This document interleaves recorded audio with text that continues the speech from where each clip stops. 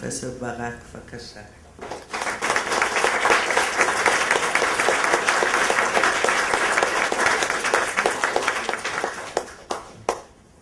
שלום לכם, בוקר טוב. Thank you for inviting me.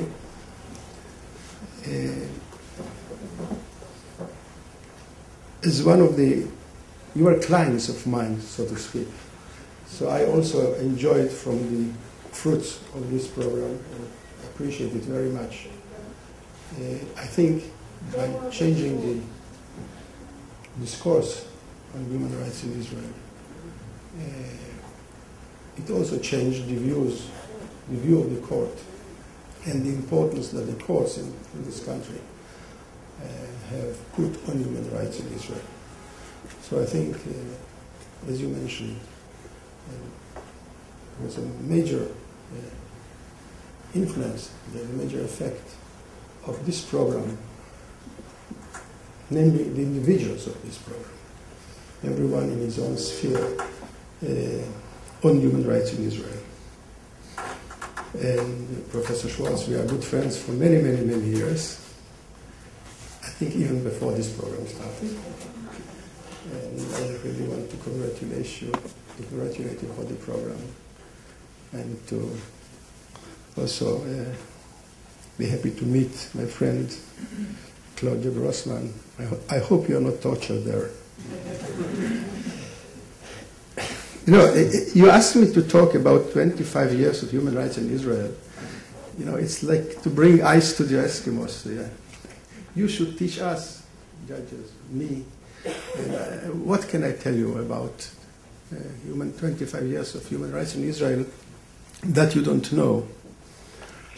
So I thought I'll talk some very theoretical points in a way, because this is what I'm doing now. Since my retirement, I decided not to be involved in any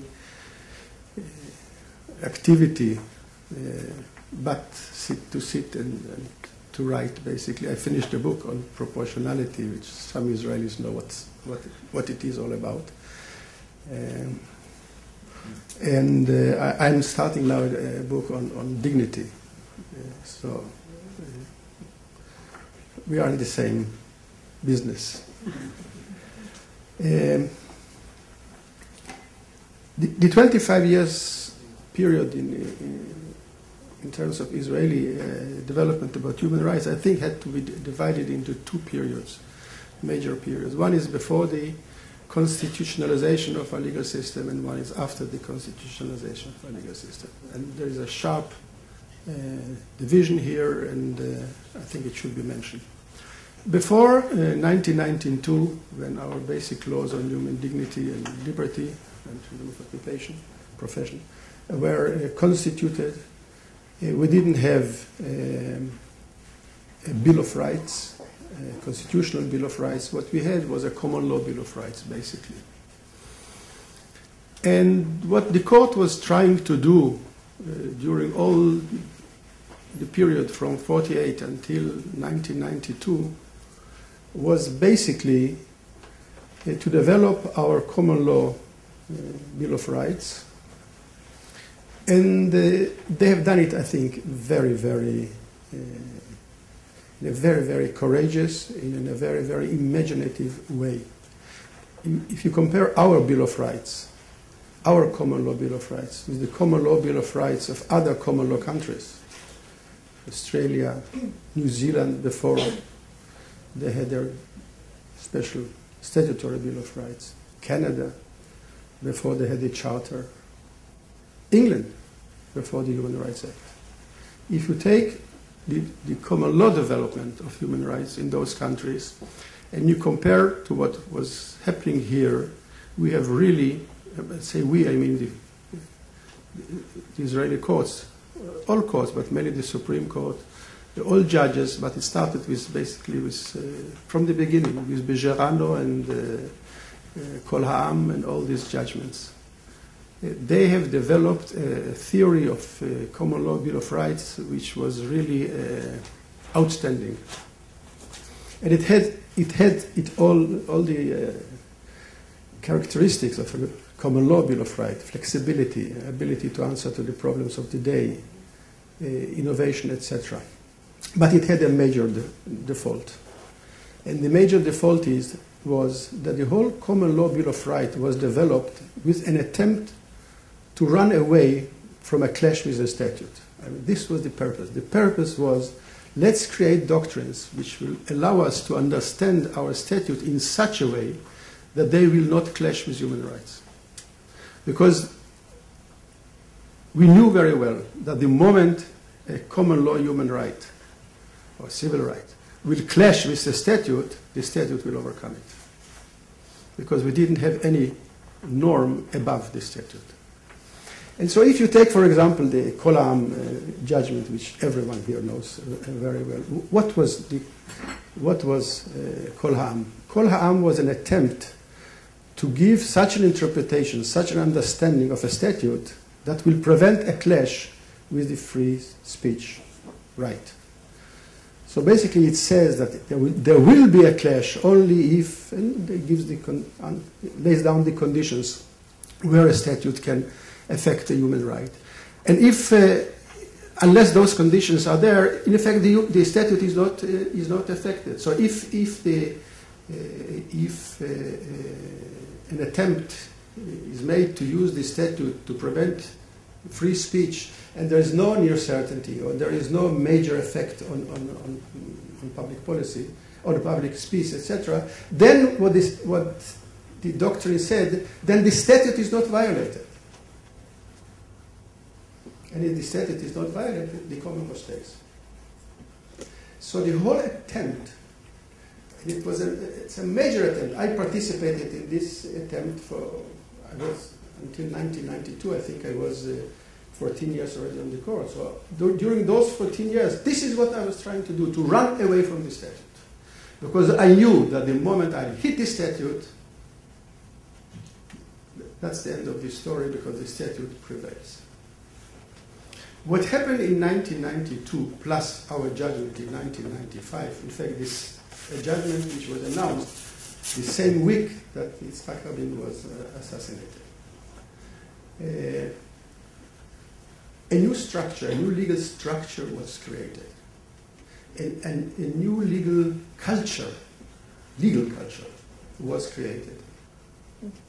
And the culture is not a culture of let's run away from the statute, but let's face straight with the statute. Either the statute complies with the provisions of our Bill of Rights, and then the statute is constitutional, and if the statute does not comply, the statute is unconstitutional. While in the past, the statute was above, and the human right was beneath it, and therefore it was trying to avoid any clash. And therefore, for example, we can say, well, there will be a clash only if the statute says expressly that the human right is violated. But if it doesn't say expressly, then this was not the intent, and the statute doesn't apply. Now, all these distinctions are out, and the question is, does the statute comply with the provisions of the Bill of Rights, of our Bill of Rights, or doesn't? If it does, then the statute is constitutional, in spite of the fact that it affects a right. The right is affected. And if it's unconstitutional, then the statute goes away, because it's unconstitutional. So if in the past it was the statute and the right, now it is the right and the statute. And this change in structure is, of course, a major change. And it happened in other common law countries, like Canada, for example. It happened in 1984. It happened, of course, in South Africa after the new constitution,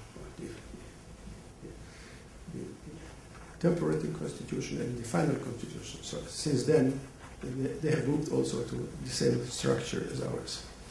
And this structure of ours, the new structure, which many people in this country don't realize, and therefore, we have here a big development, a big trend. Let's have a constitution, as if we don't have one.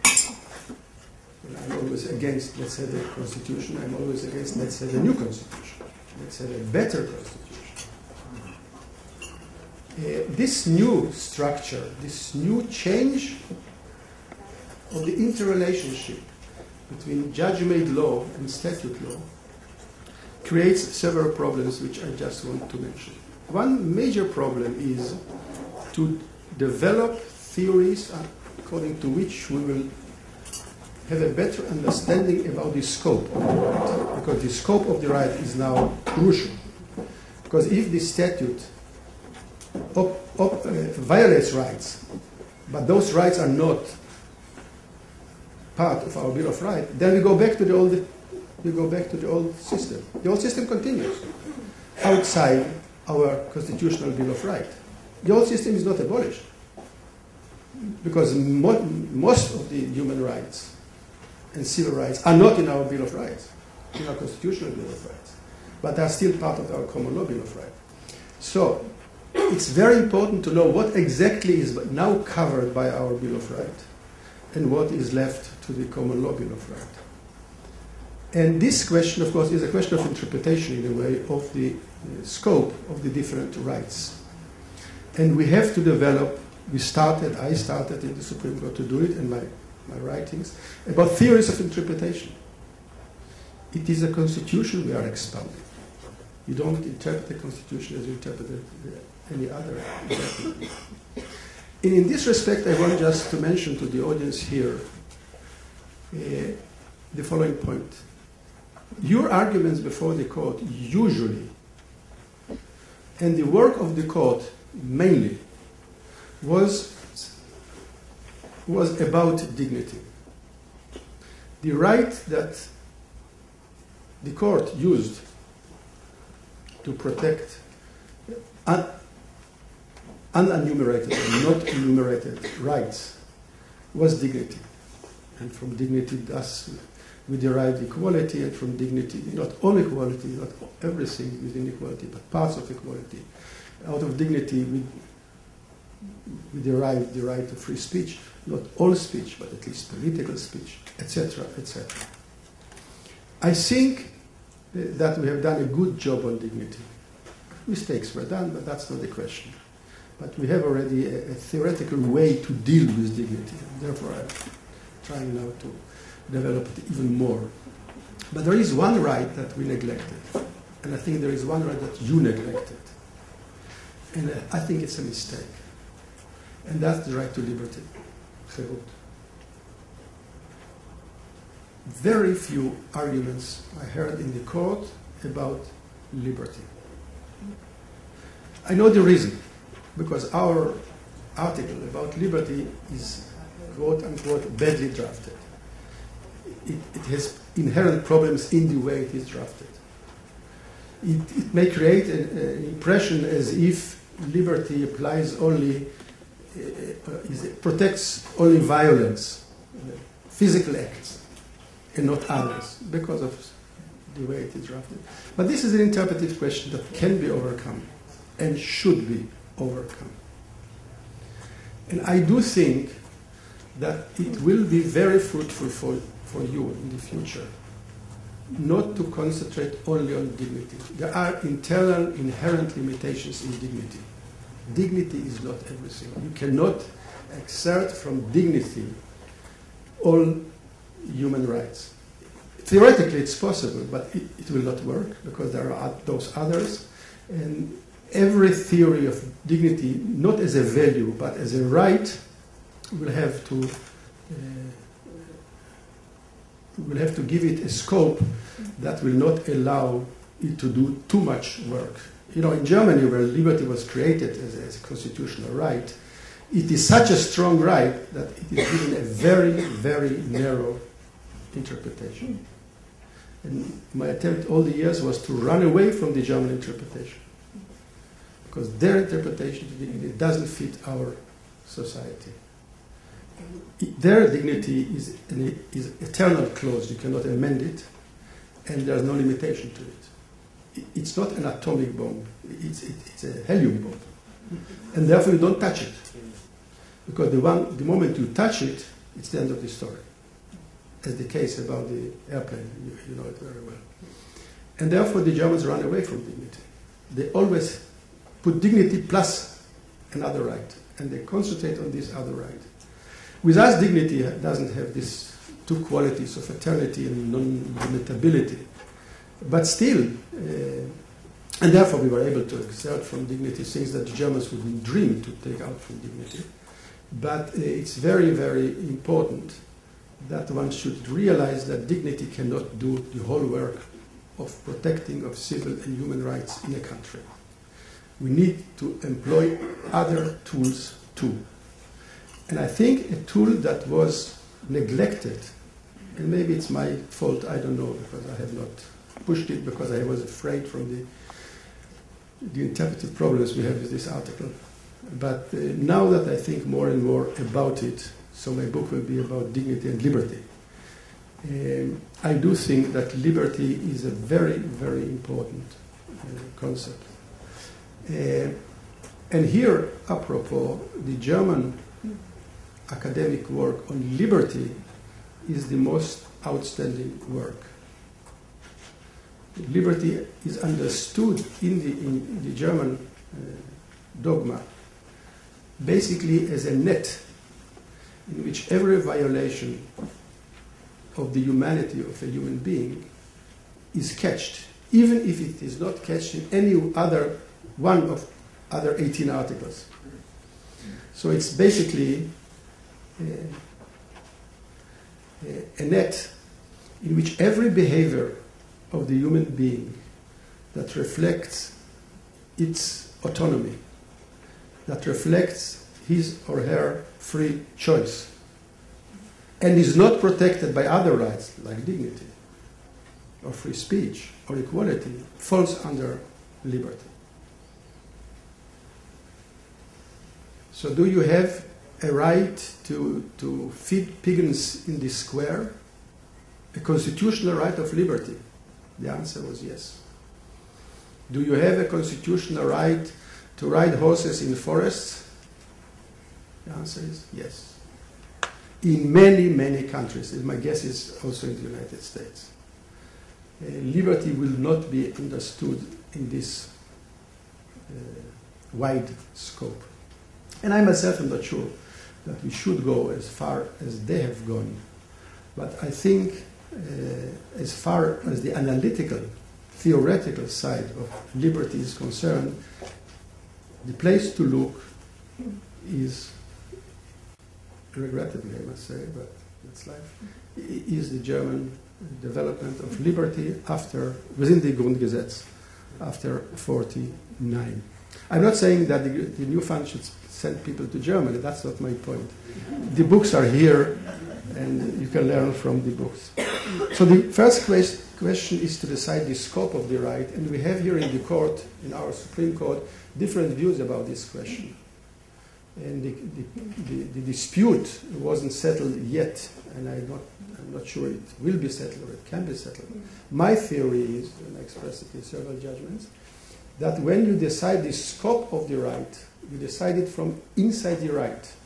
The right itself, the theory behind the right, the justification for having this kind of right, decides the scope of the right. And in deciding the scope of the right, you don't take into account other considerations, like public good, like public peace, like security, for example. All these are very important considerations. They may affect the right. They may constitutionalize statutes that limit the right. But they are not considerations that should be taken into account while understanding the scope of the right. So, for example, in the case about family unification, the public good, namely to control the entry, the right of the country to control who enters into it, is a very important factor. Every country wants to control who enters into it, whether by family unification or otherwise. But I said the locus standi, hamakom geometry, where you should discuss this public good, this question should not be when you decide what is the scope of the right, but when you decide the constitutionality of the limitations on the right, especially the last stage of the limitation process, namely the balancing. Which brings me to the question of balancing. We have many, many cases, as everyone here in the room knows, in which the court has performed the balancing act, but we have not yet developed a theory of balancing. This is what I try to do in this book of mine, that will be published shortly, on proportionality. I tried to develop a theory of balancing. What do we do when we balance? To make it a structured way of thinking about balancing, and not something which seems to be very, very arbitrary in a way. It seems very, very connected with the mentality of the judges who do the balancing, which is not transparent, so you don't know why was this weight given to a right or to a public good and not another weight. But this is, we are just in the beginning of this process. Much more should be put into this idea.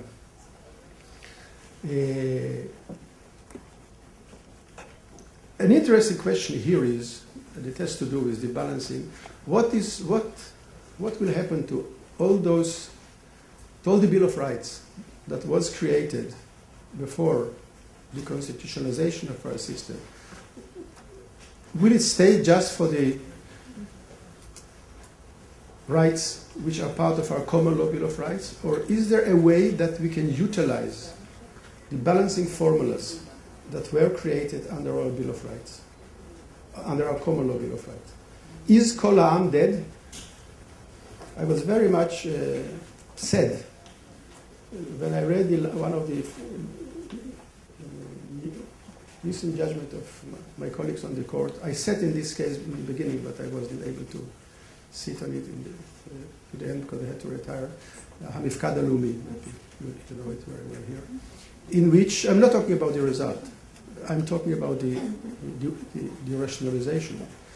A very important judgment on free speech. Kol Ha'am is not there, not mentioned. How come? I think the reason for that is that we have not developed yet the proper way of understanding what Kol Ha'am has done. I tried. I gave a little description of it in the beginning, and its role and its place in the new constitutional scheme. And I myself think that it has a very important role to play, not only for the old common law Bill of Rights, those rights which are not part of our constitutionalized Bill of Rights, but within our constitutional Bill of Rights. It has a very important role to play within the balancing process. There is its proper place. But it has to change because the structure changed. It's not anymore a way to run away from the statute, but it is now a way to face the statute. And this change in the structure has to bring some changes in the way in which we will understand in the future, or should understand in the future, free speech, for example, and it applies to all other balancing formulas that were used in the past. And again, in my book, I'm trying to do this exercise.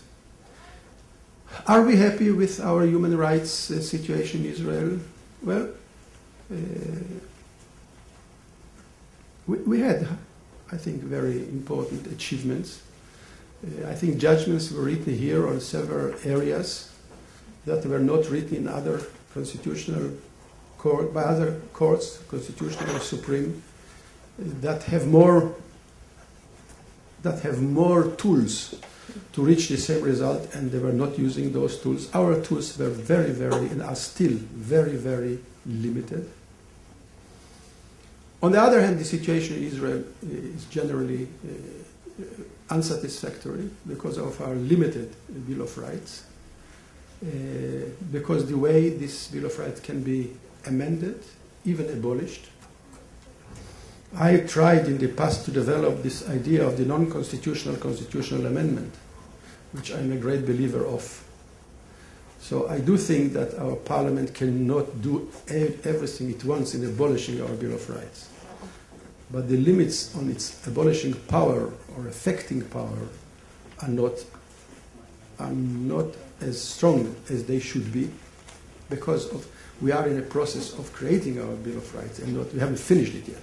Therefore, I'm in favor of declaring that unless we have a new constitution, the basic law system is dead, and we are in a non-basic law framework in which the non-constitutionality of the unconstitutional constitutional amendment will have its full force and power. But I still do hope that something will be done, could be done, in having a better constitution. Well, I'm sure probably knows much better how the situation is now. I myself am not involved in it. One cannot talk about human rights, or at least not finish to talk about human rights without mentioning 2 points. One, and you mentioned it, are human rights in the occupied territories. The constitutional revolution that took place here in Israel didn't have a direct effect on it, because our Bill of Rights basically, its application to the inhabitants of the territories, of the occupied territories, is problematic. At least it's not, wasn't decided finally about it. But I do think that it has an indirect effect. It had an indirect effect. I can talk for myself. I was appointed to the court in 78, so it was after the Six-Day War. And for 28 years, I wrote judgments on questions of the occupied territories. And I do remember when I think about how I was thinking about those problems, I do recall that in the beginning, in the first years, my thinking about the law or even human rights in the occupied territories was an administrative law way of thinking. The question before me was, what is the scope of the power of the military authorities there that are coming in the shoes of the old sovereign? The question was, what is the scope of their power? To the extent that human rights were able to restrict their power, this was an outcome, a derivative, from the concentration on the power of the state. So, when we were talking about administrative detention, the question was, what is their power under Article so-and-so of the relevant provision, etc. Even if you read the way judgments were written, the narrative starts with the section about the power of the administrative authorities.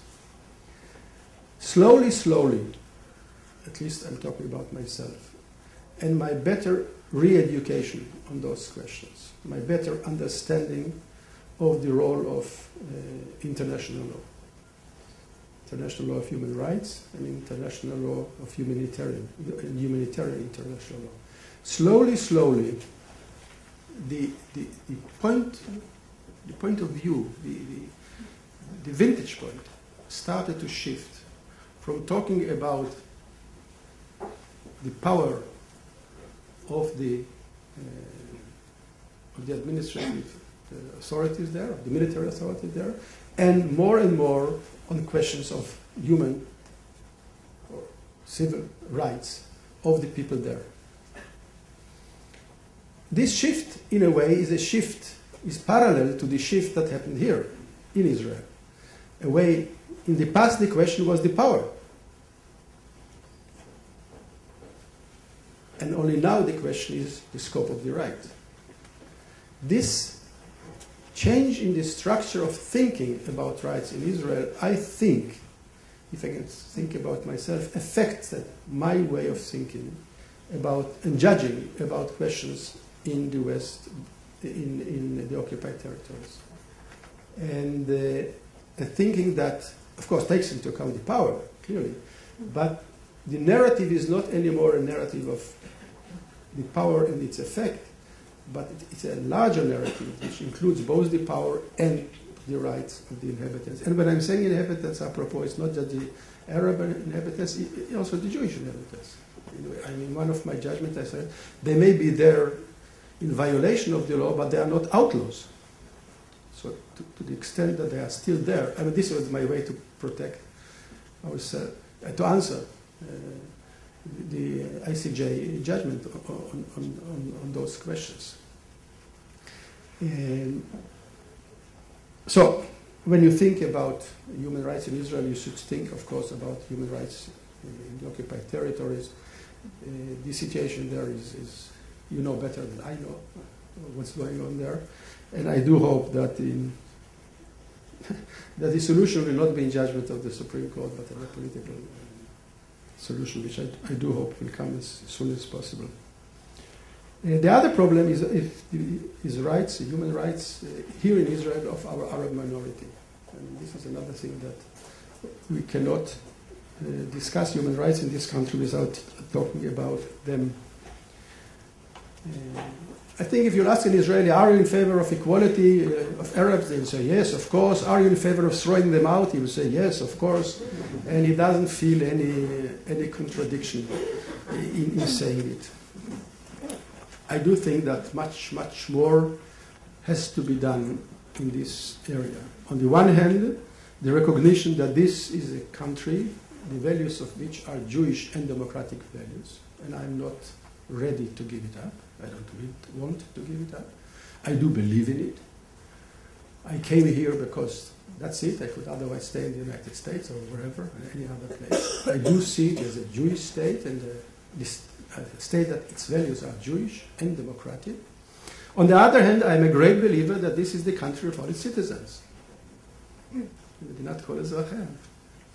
I do think that the Arabs here, as every other citizen, should have equality. And in one of my judgments, I try to describe it. The Jews, yes, they have a special key to enter this country via the law of return. But the moment we are in the home, in this country, we are equal. And a lot yet to be done to achieve this equality. We still have not worked out properly the interrelationship between the Jewishness of the state and the fact that it is a state of all its citizens. A lot yet to be done, and I believe that it can be done. I'm one of those who don't think that there is a major contradiction, that it's either or. I think we can have both. And the way to deal with the population problem is not by limiting artificially or non-democratically or in violation of human rights to solve by that way the problem. We should find the proper ways to do it. We should find a proper way to keep the Jewishness of this country or its value as a Jewish state, and to keep it a country that any Arab can feel a citizen, a full-fledged citizen in this country. Because if we will not find the way to live in peace with our neighbors and to live in peace with our Arab minority in this country, we will not find a way to live in peace with ourselves. Thank you.